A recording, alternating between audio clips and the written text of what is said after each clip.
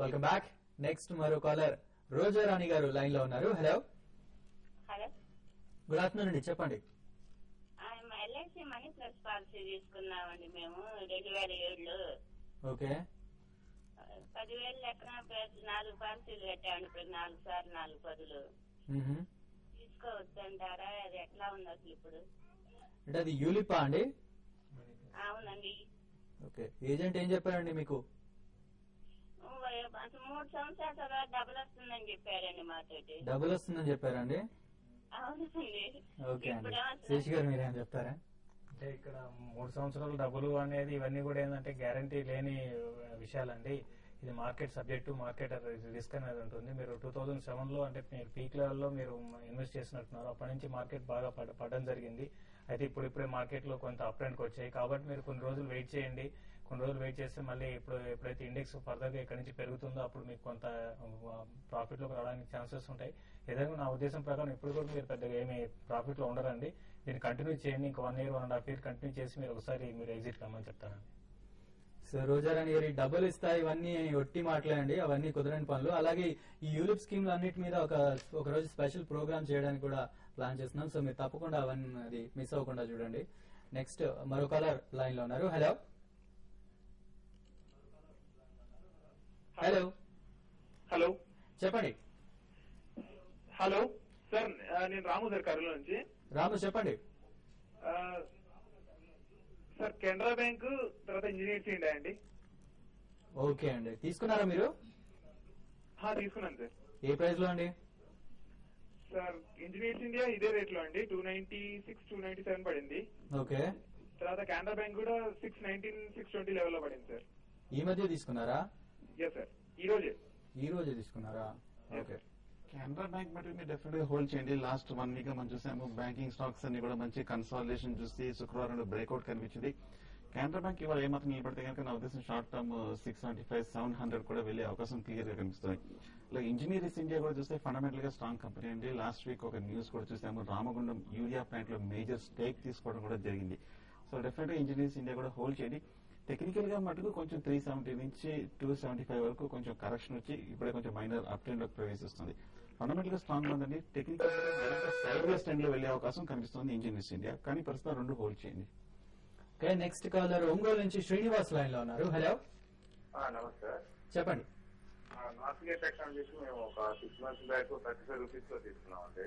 Okay, దాని position అయితే తీసేయమంటారా లేకపోతే ఏదో స్టాక్ లో దిగమంటారా, ఎట్లా దాని పొజిషన్? ఓకే. గతంలో కూడా నార్త్ గేట్ టెక్నాలజీస్ గురించి కంటిన్యూగా చెప్తూనే ఉన్నామండి. ఈ స్టాక్ ని మీరు అవాయిడ్ చేయండి. కరెంట్ అవర్స్ లో స్టాక్ ఈవెన్ మార్కెట్ పెరుగుతున్నప్పుడే వీటికి అప్డేట్ ఉంటుంది, లేదంటే మాత్రం చాలా ఘోరంగా పడిపోతాయని చెప్పాము. ఇప్పుడు కూడా మీరు ఏంటంటే ఇప్పుడే చిన్నగా కొంచెం ఈ mid cap and small cap లో ర్యాలీ వస్తుంది కాబట్టి మీరు స్లోగా మీరు ఈ స్టాక్ నుంచి ఎగ్జిట్ అయిపోయి లాంగ్ టర్మ్ కోసం బెటర్ స్టాక్స్ వేరే మీకు ఐటీ ప్యాక్లో చాలా ఉన్నాయి కాబట్టి వేరే వాటిని నేను సెలెక్ట్ చేసుకోమంటాను. దీంట్లో నుంచి అయితే మీరు ఎగ్జిట్ కండి. ఈవెన్ దీనికన్నా సత్యం చాలా వరకు బెటర్ గా ఉంటుందండి. సత్యం స్టాక్స్ లో మీరు ఇన్వెస్ట్ చేయండి. ఓకే, నెక్స్ట్ గుంటూరు నుంచి సుబ్రహ్మణ్యం గారు లైన్ లో ఉన్నారు. హలో నమస్తే అండి. నమస్తే అండి. సార్, అరవింద ఫార్మా 173 లో తీసుకున్నా సార్. అది ఈ రోజు సడన్ గా పడింది. బ్యాడ్ న్యూస్ ఏమైనా ఉందా? హోల్డ్ చేయమంటారా లేకపోతే సెల్ చేయమంటారా? షూర్ అండి.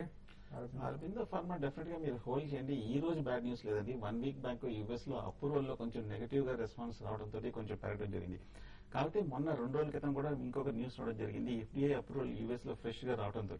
సో స్టాక్ అయితే పాజిటివ్ గా ఉంది. 170 నుంచి 200 వరకు పెరిగింది కాబట్టి 200 దగ్గర స్ట్రాంగ్ రెసిస్టెన్స్ ఉంది కాబట్టి అక్కడ ఒక మైనర్ కరెక్షన్ చూస్తున్నామే తప్ప పెద్ద నెగటివ్ ఏం కనిపించలేదు.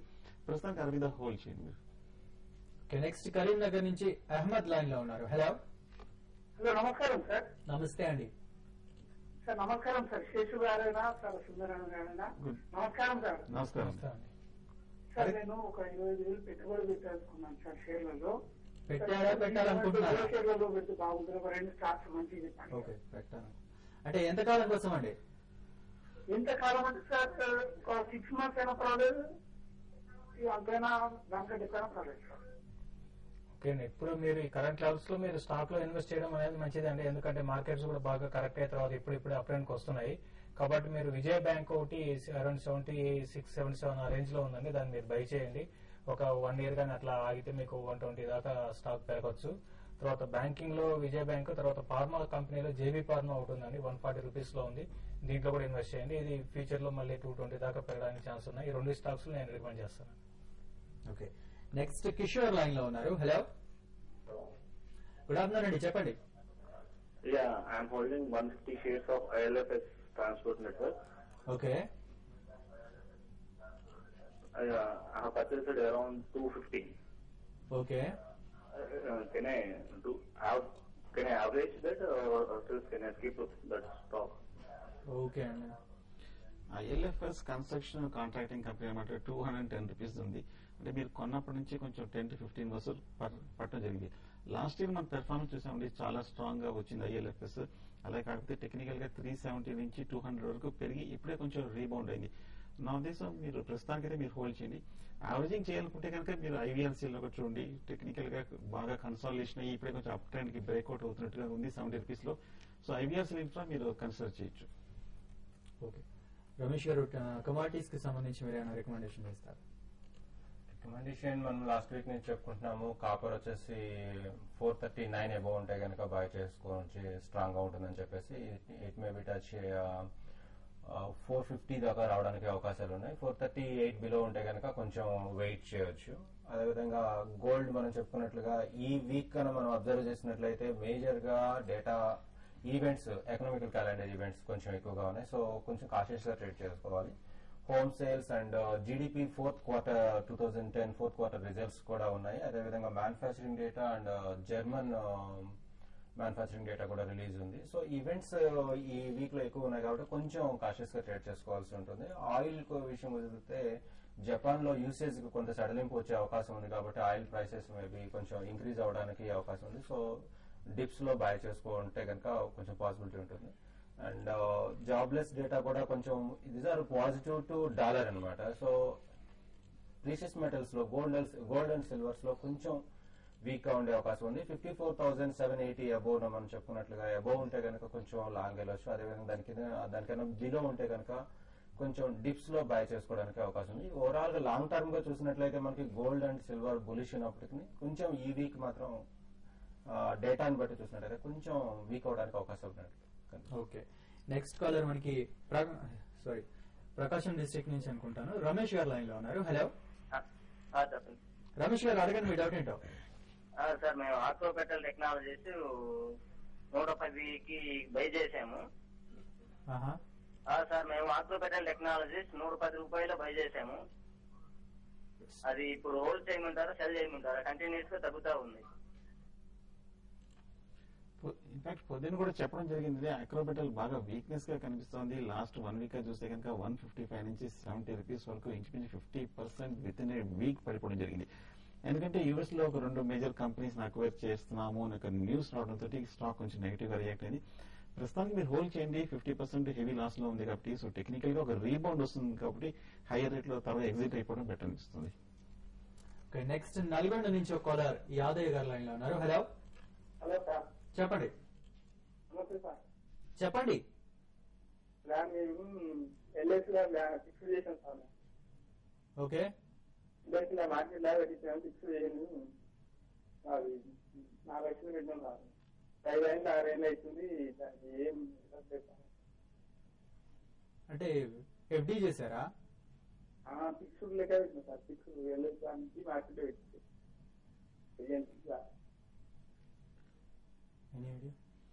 యాక్చువల్గా మీరు చెప్పింది క్లియర్ గా అర్థం కాలేదండి. కానీ 5 years బ్యాక్ మీరు ఏదో ఎల్ఐసి స్కీమ్ లో వేశారు, కానీ మీకు ఇప్పటివరకు ఎటువంటి రిటర్న్ రాలేదని చెప్తున్నా. సో మీరు ఎవరి దగ్గర అయితే అప్లై చేశారో ఆ ఎల్ఐసి ఏజెంట్ అడగండి. లేదంటే కనుక చాలా కన్సల్టింగ్ ఏజెన్సీస్ కూడా ఉన్నాయండి, వాళ్ళు కూడా అడిగితే డెఫినెట్ చెప్తారు. అలాగే రేపు పొద్దున్న కనుక మీకు ఒక 8:30 చేసినా కూడా మన మ్యూచువల్ ఫండ్ అనలిస్ట్ ఉంటారు, ఆయన అడిగినా కూడా మీకు ఎల్ఐసి స్కీమ్ గురించి మరింతగా చెప్పే అవకాశం ఉంది. ఓకే, సో యాదవ్ గారు, రేపు మీకు దీనికి సంబంధించిన పూర్తి డీటెయిల్స్ సేకరించి మీ దగ్గర పెట్టుకుని రేపు మార్నింగ్ 8:30కి మన బిజినెస్ బ్రేక్ఫాస్ట్ లో కాల్ చేయండి. సో మ్యూచువల్ ఫండ్ కి సంబంధించిన అనలిస్ట్ ఉంటారు, ఆయన మీకు పూర్తి వివరాలు అందించడానికి ట్రై చేస్తారు. ఇక చివరిగా శశి గారు ఇవాళ ట్రేడర్స్ కి ఎలాంటి సలహా ఇస్తారు? ఒక ఇండెక్స్ లో చూస్తే ఒక 10-15 స్టాక్స్ తప్ప మిగతా అన్ని కూడా పాజిటివ్ లో ఉన్నాయండి. కాబట్టి మార్కెట్ అయితే చాలా వరకు పాజిటివ్ లోనే మంచి పాజిటివ్ లో క్లోజ్ అయ్యే ఛాన్సెస్ ఎక్కువ ఉన్నాయి. 5700 దగ్గర కొంచెం నిఫ్టీకి కొంచెం రెసిస్టెన్స్ అనేది ఫేస్ చేస్తుంది క్యాష్ లో. ఒకవేళ అది కానీ దాడితే నెక్స్ట్ మార్కెట్ నెక్స్ట్ లెవెల్ 5720 5730 దాకా వెళ్ళొచ్చు. ఒకవేళ 5720 కానీ దాటలేని పరిస్థితుల్లో మార్కెట్ కొంచెం డౌన్ సైడ్ వచ్చి ఫ్లాట్ గా అరౌండ్ 5670 అండ్ 5680 మధ్యలో నిఫ్టీ క్లోజ్ అయ్యే ఛాన్సెస్ ఉన్నాయండి. ఓకే సుమర్ గారు మీరు సో ట్రెండ్ లో పెద్ద ఏం మార్పు ఉండదండి. ఉంటే మాక్సిమం ఒక 5700 దగ్గర ఒక మైనర్ కరెక్షన్ కానీ మైనర్ కన్సాలిడేషన్ ఉంటుంది కానీ ఇమ్మీడియట్ గా డౌన్ ట్రెండ్ కి ఏమి పెద్ద సిగ్నల్ క్లియర్ గా లేదు. సో డెఫినెట్ గా లాంగ్ పొజిషన్స్ మీరు హోల్డ్ చేయడం కంటిన్యూ చేయొచ్చు.